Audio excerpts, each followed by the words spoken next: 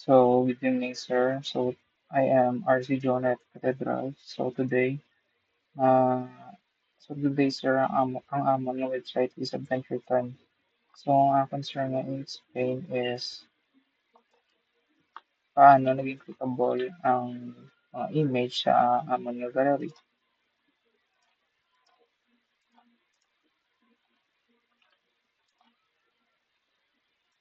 Pag ito sa gallery.php ang code, sir. So, sa diri, sir, division, class, gallery item. So, ang ari, sir, ga-create man siya, sir, sa container for each character details sir, nag-allow siya sa gallery para mag-show sa multiple characters. So, sa diri sir, sa href, index.php, command 4. So, click command 4 na sa diri sir. So, ga-create siya sa clickable link sir for each character. So, ang link ay, so sa link na sir is gi-include siya sa character name sa URL which helps to show details about sa character sa another nga page. So image source. So image siya nagba-display sa character image dynamically.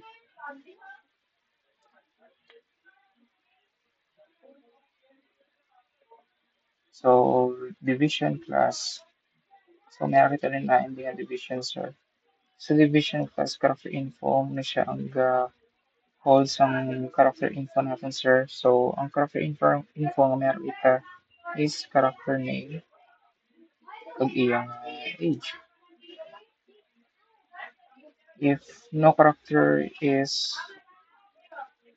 sir, if no characters are found, ma-show siya sang error message sir or i-echo niya sir ang message nga no characters found in the gallery. So makikita sa ating nga model sa my public function get character details.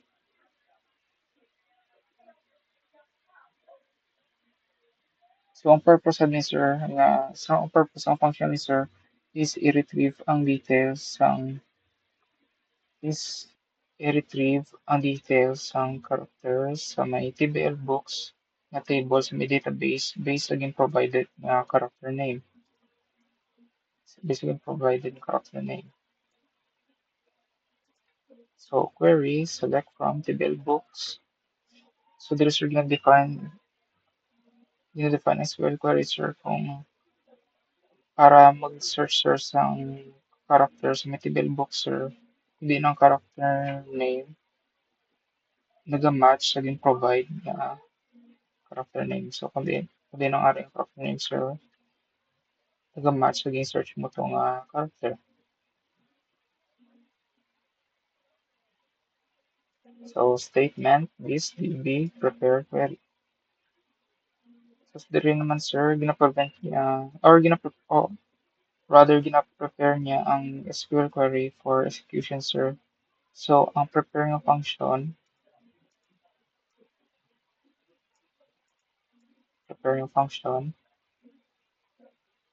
gina-ensure niya nga ang query sir is safely executed sir by separating SQL from the input parameter. So help niya sir prevent ang SQL injection or ano siya ang terms na ginagamit sa unauthorized access.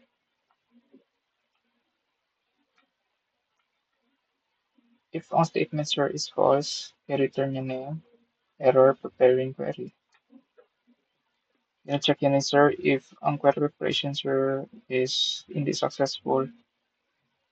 Kung hindi successful sir, i-return niya ang error message nga ni upod sa database sir nga may error information. Statement, bind parameter. So there is sir, ang bind parameter nga function, gina-check niya sir If ang query, sir, sir, ang bind parameter ng function is ginaban niya ang character name values sa may query. So, gina-indicate niya na, sir, na ang parameter is string ang ari niya, sir. Muna siya ang indicate sa parameter na string ano siya. Or muna siyang indicate sa muna siyang indicate nga ang parameter is string. So, gin-ensure niya, sir, nga ang character name safely or included siya sa query para ma-prevent ang SQL injection. So, after said na ang statement is ma-execute. So, gin-execute niya ni ang prepare SQL query, sir, sa may database para i-search niya ni, sir, sa character nga kung diin ang iyang name mag-match sa values ang character name. So, results. The results. So after, sir, ang query na execute, ang result, sir, is i-fetch gamit ang get result. Gamit ang get result na function, sir. So ginahol yan, sir, ang data pagod sa may query. So example sa data nga na, sir, is character details. So if result number 0, so gina-check niya naman, sir, if any row, sir, is na-return sang query. So, if one or more rows ang nakita, sir, i-fetch niya ni ang first row as an object using fetch object, sir, na method. So, ang purpose ni, sir, is para easier na lang, sir, ang pag-access sa may isang character details. So, if nakita to nga match, sir, ang character details, i-return siya as an object. As naman, sir, na lang iyang return. So next naman, sir, is kadto kita sa may controller. Since command 4 siya, sir, makadto kita sa ating case 4.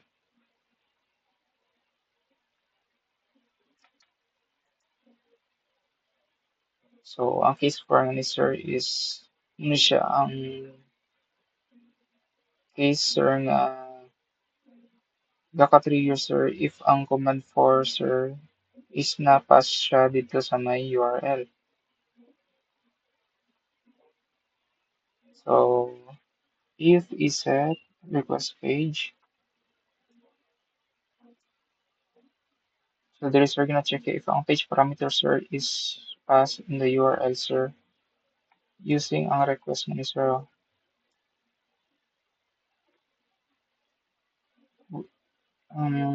Para ma-determine, sir, kung di niya character details ang iya nga i-display.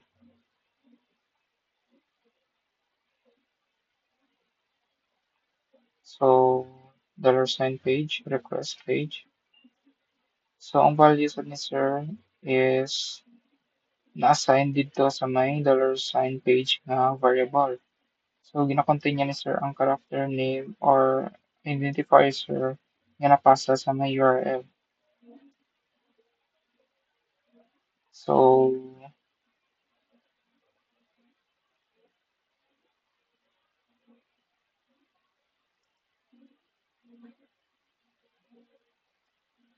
ang page nga na, sir, doon muna siya ang parameters ang character, sir. So kung ano nga karakter na nakabutang da mo nang iya nga pangitaon. Ay, sir. So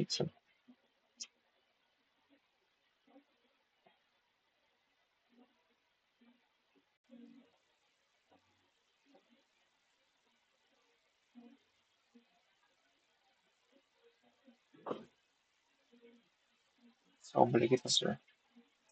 Website na. Okay.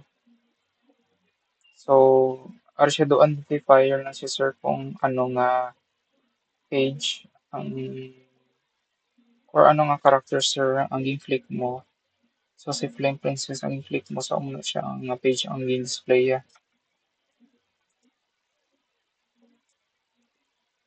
Wala do identifier na siya source ang ngalan ka karakter.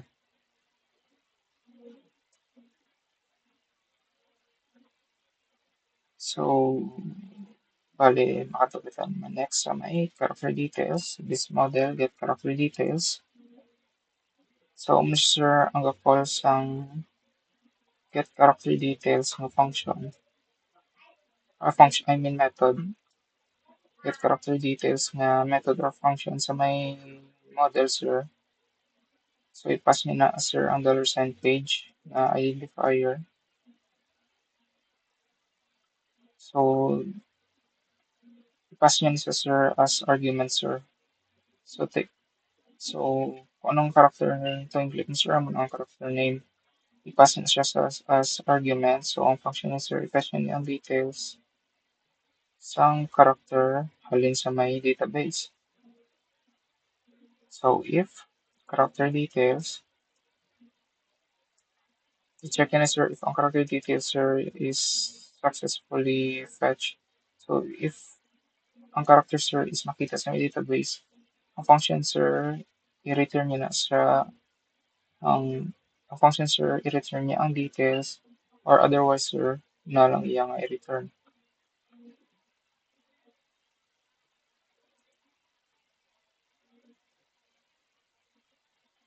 So include view character details.php